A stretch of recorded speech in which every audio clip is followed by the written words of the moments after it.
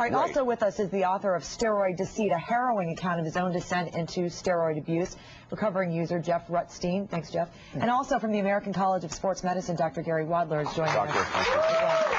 So let's get right into that roid rage allegation that came out immediately after we heard about this horrible thing that happened in Georgia. You don't think it is roid rage? Well, and explain what that is. Yeah, anabolic steroids can do a lot of things to your head. Yeah.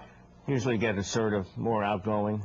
You can become frankly aggressive. And you go to the extreme, which we call roid rage, which means steroid rage. So that's what it's called. Well, what is an anabolic steroid? Anabolic steroids are nothing more than synthetic derivatives of the male hormone testosterone. So we can put it into the body for a variety of medical conditions. It's the abuse that's the problem.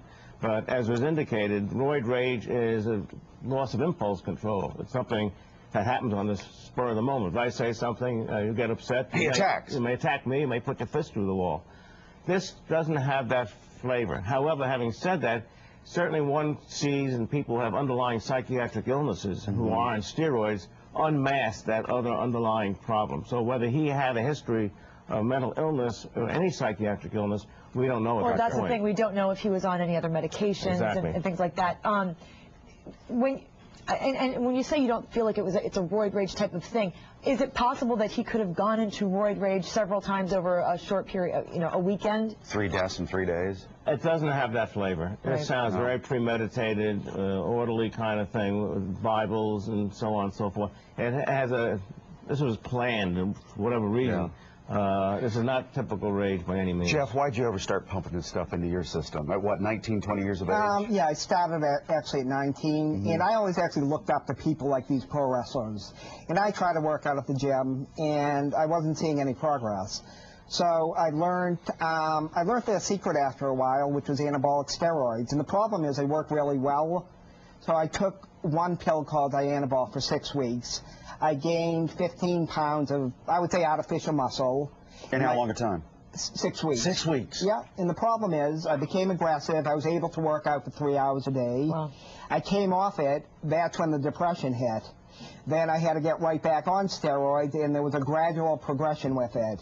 Well, you hadn't mentioned this, but as far as its effects on you mentally, talk a little bit more about that. Totally aggression. Anything would set me off. Well, the aggression was good for the gym, but it would not lead good for your daily life. It would lead into other aspects of my life. What were some of the things that you did? Just fighting, broken nose. I remember one time I smashed a windshield in a car, and a whole paranoia set in after that. Right afterwards, though, or shortly afterwards, did you start to feel regret and guilt? I mean, would you term that roid rage? Well, it was almost paranoia after that. Right. So I can almost see what happened to Chris Benoit. Maybe he had a rage with his wife, and then he got into a whole paranoia. Well, could there be a cumulative effect, doctor, of the use of steroids? Well, the effect is cumulative. You don't take one dose of steroids and have these effects. It's the way it's used is over weeks and months, so-called cycles.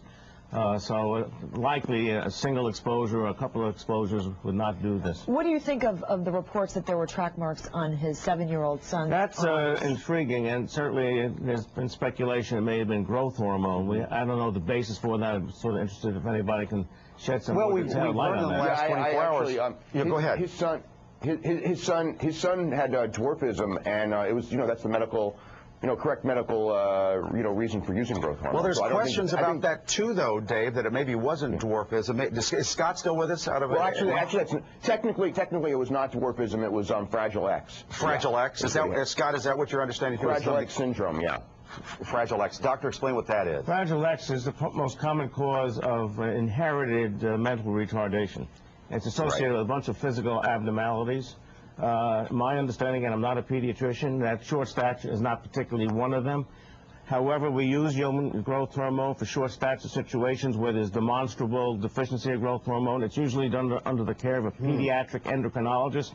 And so there should be a history. That should be easy to find out exactly what the history in this case was. Do you think that is there any way a connection between steroid use and Fragile X?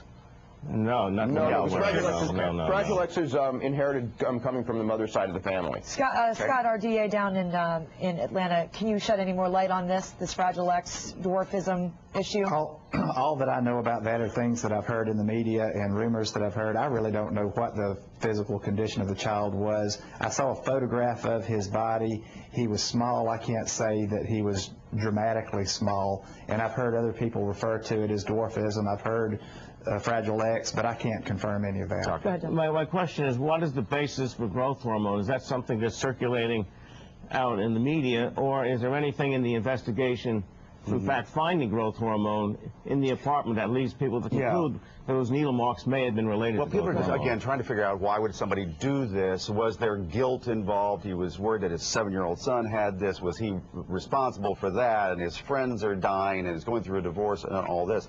But we're concerned a little bit about, and a lot about, young people. You know there are a lot of young people into sports and love the WWE, Jeff, who are using anabolic steroids to get big like you want to be big.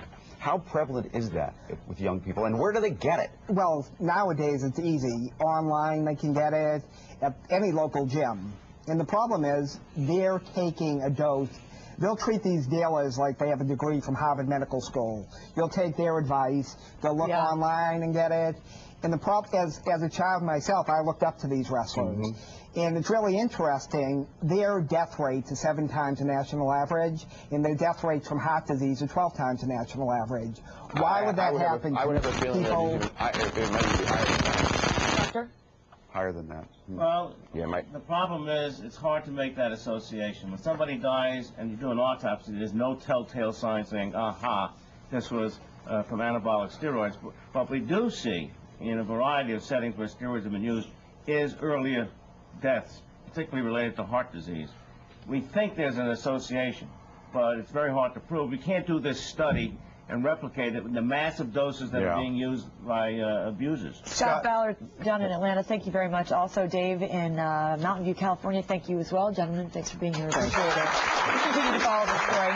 More of the show in 90 seconds. Be right Don't go back. away.